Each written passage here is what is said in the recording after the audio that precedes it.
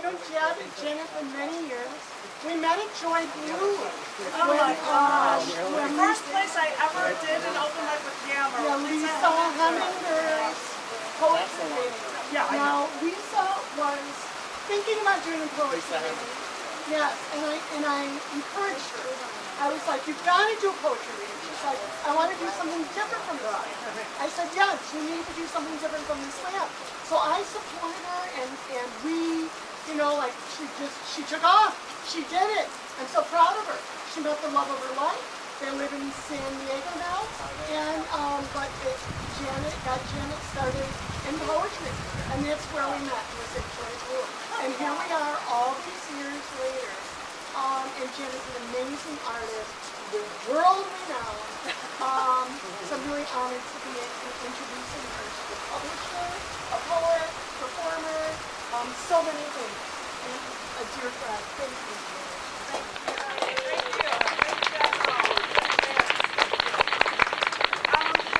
The last time I was here for a feature last year, it was right after Dosby Jackson came around and Roe v. Wade was overturned, and Kathleen had one hanger hanging up. She said, "Here's my contribution to what has just happened." You guys don't feel it so much here as you do in, say, for instance, Texas, where laws are even getting worse. As one of the first 15 that are doing everything they can to make any abortions illegal. So, for the past year, I have written extensively, and a different publisher, not me, published a book of mine, and we called it Testament. Dun, dun, dun, shut up, you guys.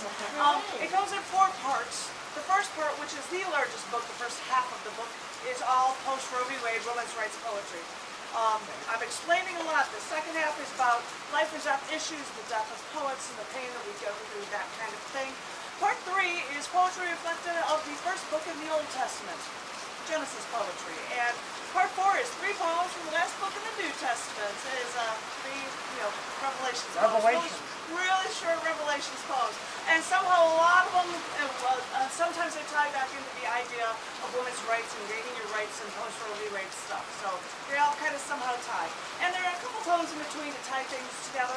I've got a stack of books, but it's really raining out, so I'd be happy to get them out of the car if anyone is interested in them. But in the meantime, I'm going to read to you a selection of those and try to get it on the screen so I'll be able to see it for you guys. And yay, the L train! There's a sound I miss. I honestly do. I really do. And because we're a little old school, I gotta put on my Flame of Life, not just enough of it, and the books, because I'm doing a book reading. So here are some poems from the book. This first one is titled, Unless It's About Suppressing Life.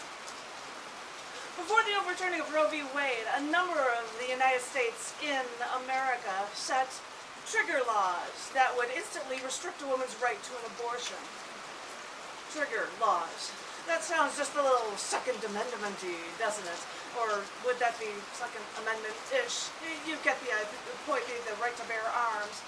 This is woven into the U.S. Constitution, originally under the premise of protecting ourselves from a government gone wrong, now revered for hunt, sports, protection.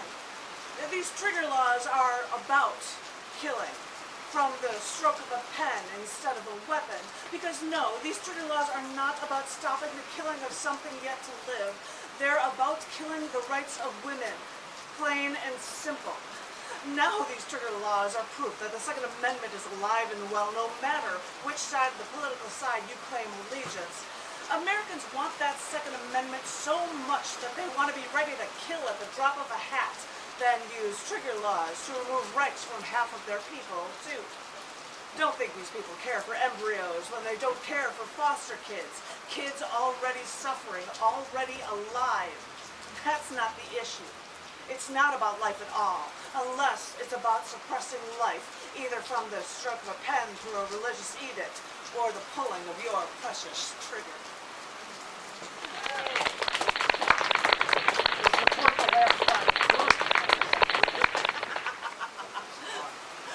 This next one is titled Just Checking My Religions.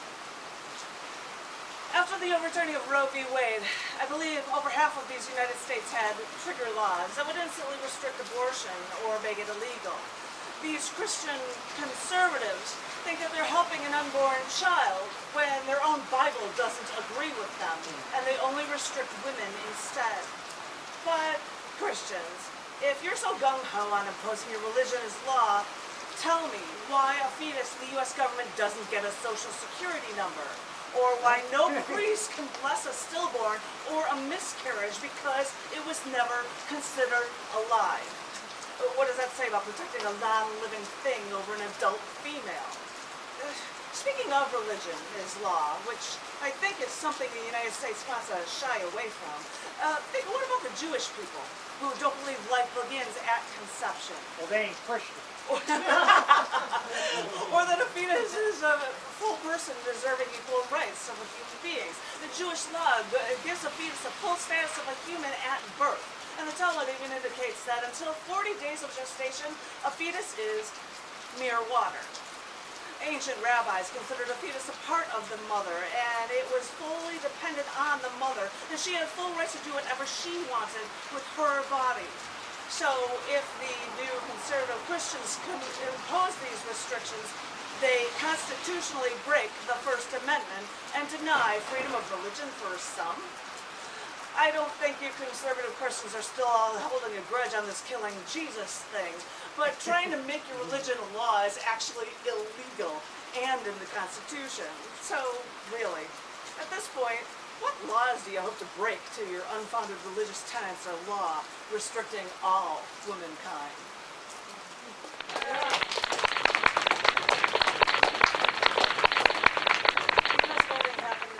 Here as well, we've got some voting stuff. This one is called Vote Changing, the System's a Solution. It has been a year since siblings told me they would never visit the state, which I'm afraid I now claim residence, since they passed the worst anti-abortion laws. I keep stressing this isn't my home. I still vehemently say this isn't my choice, but I still live here, complaining, accomplishing nothing. The saddest part about these laws, the saddest part is that so many women have to fight this uphill battle against a new and intrusive state. That's truly the saddest part. But the saddest part about these laws is that in Texas, at the one-year anniversary of SB 8, limiting abortion rights, well, over half of Texans actually strongly support abortion rights. After the long, arduous year, I see photos of Texas women in my now town marching, depicting signs of the Texas flag stating, "Don't mess with Texas women." Well, that's a noble cause, but we've already been messed with. So, then what? My isolation escalates because surveys and polls don't pass laws or overturn them. Like Queen Elizabeth II, who just passed away. I have never told people how to vote, though that's all that any news articles, reports can talk about now, telling people to change their mind this one time and vote for a Democrat that gives women rights. I won't tell you what to do. I never will, because I cannot tell you that the platform of one political party is worth changing your vote over a single issue. Even if the issue is life and death for women versus life and death for clumps of cells, which can't fathom life as we know it. You'd think it was a simple decision. You'd think it was cut and dry, as it should be. But when the cards are so stacked against women's rights, think again. It makes me wonder if voting for change is literally the only thing we can do. Do the signs and protests matter? Does anyone listen when our complaints and cries seem to fall on deaf ears? When backwards irrationality prevails, how does being the loudest voice on the street make an ounce of difference? If a person protests in the middle of a forest of people, does it make a sound to any lawmakers who choose to close their ears to reason? Or how will they ever listen to the truth?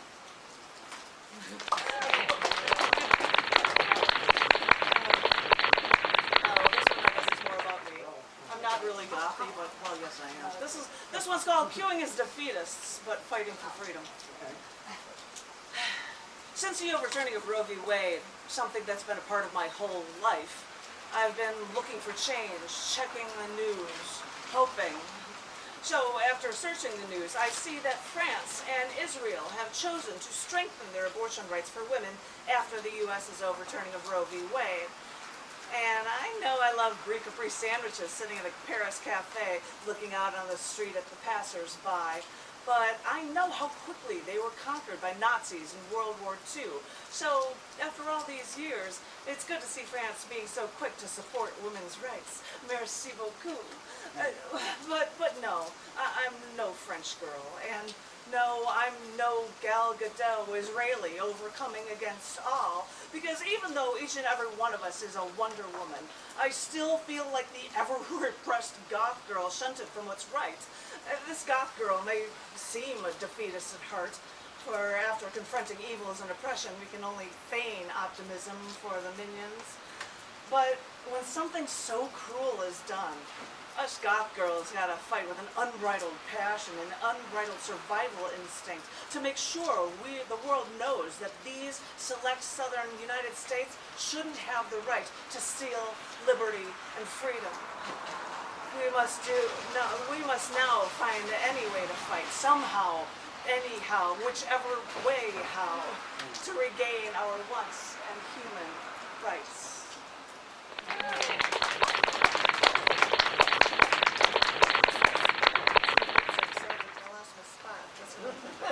Well, you know, all right, fine. People are like, what do I read next? I guess I'll go to this one. This one's called Use Any Angle. Biblically, we talk about going to heaven and then working for peace to make heaven on earth. When wanting peace, it starts with not only loving all, but treating everyone as equal. Still, women continue as the religious right takes away women's rights. It makes me wonder, if women are forced to carry a fetus to term to create a new life, would these stodgy old white men care for it, as well as all the orphan and foster kids that no one will claim, care for, or love? Because if these conservative Christians truly believe in these words of their deity, then they should help the poor, feed and clothe the ones with none, house the homeless, instead of your church pocketing billions while not paying taxes and turning your focus to claiming to care for an embryo. But it's not about caring for the unborn. We all know that. It's about restricting women's rights. We've been under your thumb for millennia, and as we prove we can all do your jobs, all for less pay, thank you, as well as juggle your female-defined chores, well, you have to come up with a new angle to take different rights away from us. Because you've had this stranglehold on womankind for so long, you don't want to lose your quote-unquote perceived power. Try any excuse. Use any angle. Do anything you can so that you can still feel like you're in control. But whatever tactics you use will circumvent the error in your ways. It's the only way history moves forward.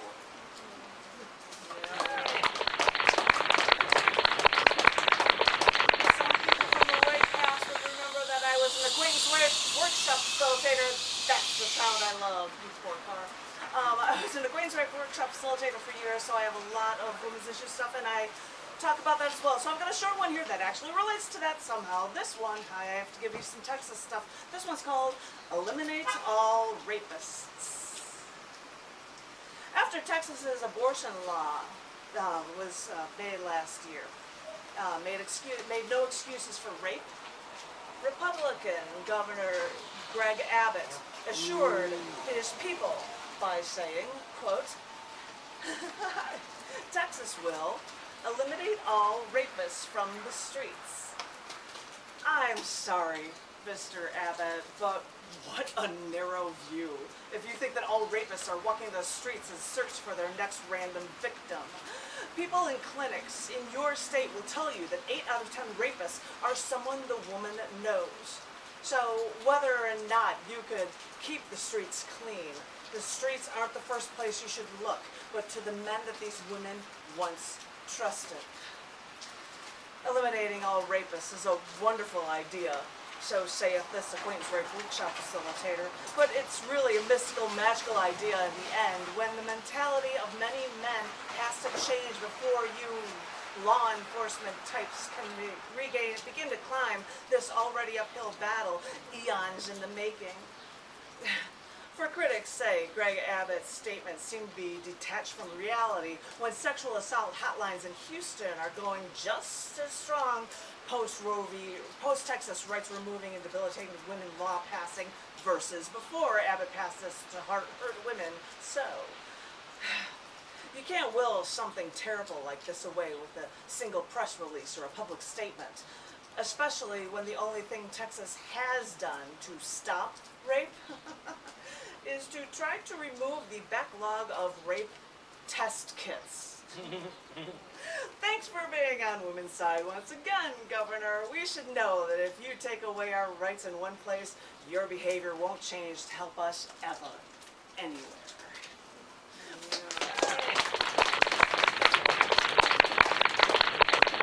It's raining. Hi to newbies. Hi, newbies. Hi. I don't think I've seen you at a beach cruise. No, this is my first one. I'm Lou. Hi, Lou. And Hi, Lou. because you Hi, were Joey, here at that's the what you beginning. did. Thanks for coming out. Yeah, you're welcome. I love the poetry energy of it's raining, but we're all gonna. Gotta make it happen. Well, I'm a Chicagoan. That's the worst part. Yeah. It was supposed to be open. And I'm in Chicago for besides I'm back in town for only this weekend, so I'm doing this feature now, and we've got to get together. And I'm that's reading right, select Beach poems Poets were from playing. part 1 of this book Testament, and they're all I'm post-Roe v. also- Wade things. Just give you the heads up.